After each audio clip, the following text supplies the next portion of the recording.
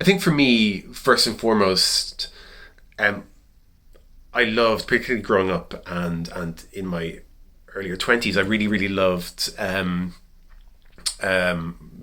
and genre. I think it was a way, um, as a filmmaker, as a short filmmaker, and then as a feature filmmaker, it was always a way of me exploring things figuratively that maybe I wasn't yet comfortable exploring more literally. And it was always a way of getting to the emotion of something in a way.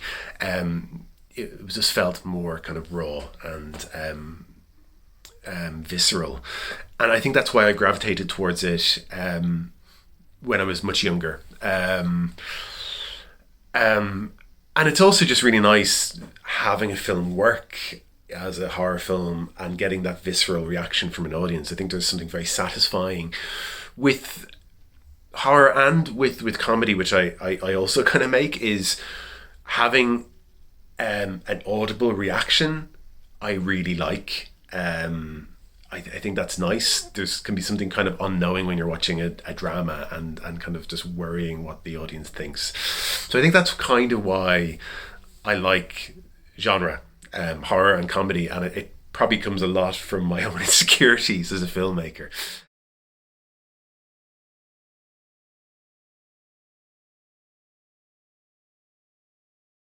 That is really interesting. When I first conceived it and sort of writing it, um, it wasn't. It was, I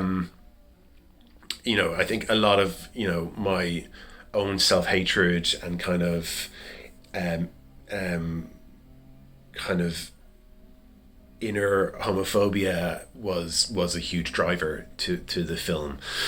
It was only kind of later, as I was kind of revisiting the film, the script, and kind of redrafting it, that I really saw the parallels in how people with HIV, particularly in the early days of the AIDS crisis, were treated.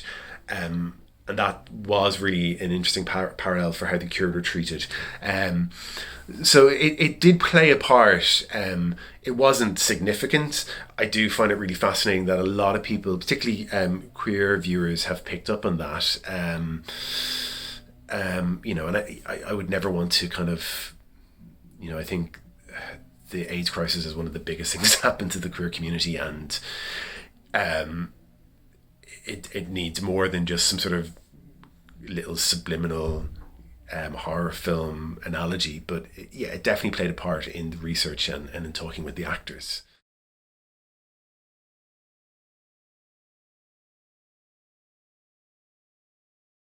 And well, nothing. I don't think.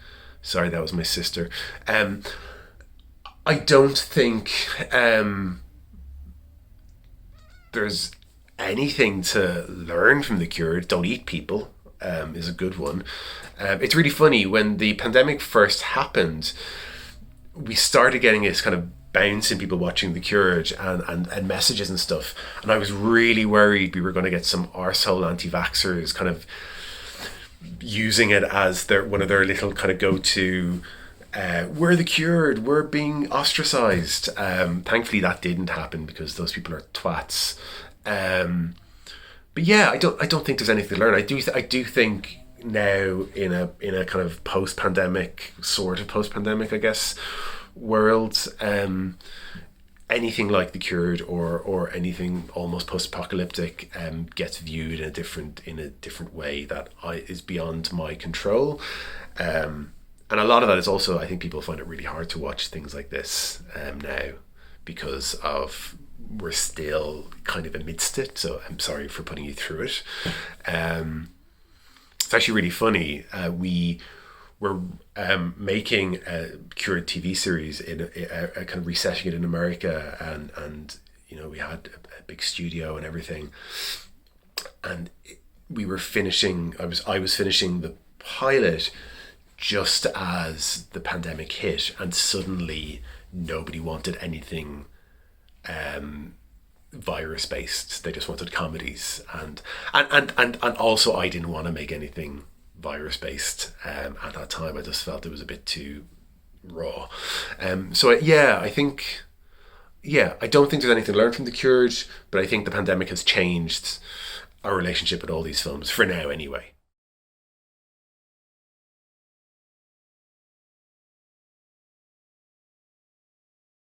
I don't really have any thoughts. I think my relationship with this film is really complicated. I'm proud of it and I'm proud of all the work people put into it. But it kind of coincided with a very difficult period in my life, for a multitude of reasons. But part of that was because it was so tough to finance. It collapsed at several times, and I went through a very severe depression when we were making it. And so I find it really hard to watch it and kind of engage with it now, which is a shame because obviously you put a lot into a film. And there's lots of things I would change about it were I to go back. I think one of the things was what that's missing that was in the script was a lot of kind of weird dark humor that kind of got eked out of it with kind of notes from the powers that be. And I think I was so unwell at the time. I think I didn't have the confidence to kind of bat them in a way I should have. So there's definitely things I'd like to change, although I don't want to ever revisit it. But yeah, I think it really, as a film, I just think it really, for better or worse, it really reflects me at that time. It reflects me at a different period in my life when I was angrier, and oddly my second film, Dating Amber, I feel like it's the other side of the coin. It's the same themes in many ways, tackled in an incredibly different way, but tackled at a time in my life when I was much happier and much more at ease, and I'd come to terms with a lot of things in my past, and I find it really interesting thinking about them in that way. So it's weird for me having the film revisited by people, and I'm